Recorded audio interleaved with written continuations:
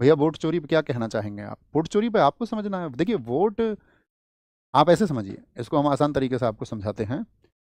अ, आपने फसल बोई, तो जब आप फसल बोते हैं तो आप चाहते हैं ना कि फसल अच्छी पैदा हो। अच्छी फसल पैदा हो इसके लिए आप वर्ष भर मेहनत करते हैं, आप चाहते हैं उसके कुछ नतीजे आए।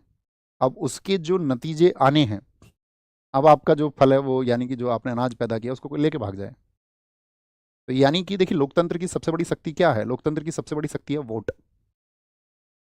और सबसे बड़ी शक्ति यदि वोट है और उस वोट को चोरी कर लिया जाए, तो यानी कि आपकी शक्ति आपसे छीन ली गई है।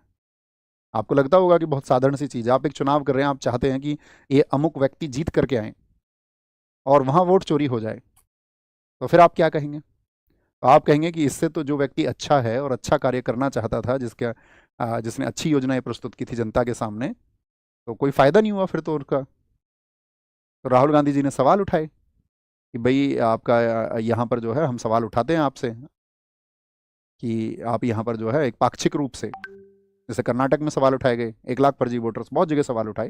हालांकि इलेक्शन कमीशन ने अभी उनसे जवाब मांगा है इस बात पर कि भाई इस बात के प्रूफ दो, है ना, उनको उल्टे प्रूफ दो कि यहाँ पर आप जो कह रहे हैं, आप जो आरोप लगा रहे हैं वो सच्चे हैं, तो वो प्रूफ मांगे हैं, आगे वो देंगे डेटा को उसको। ये रहे प्रूफ। और उपचुनावों में आप देखिए, अभी जो सब इलेक्शंस होते हैं तो उनकी हकीकत तो सबके सामने है ही। अब जानबूझ के कोई कुछ और चुनाव करे तो वो व्यक्तिगत चुनाव है ना।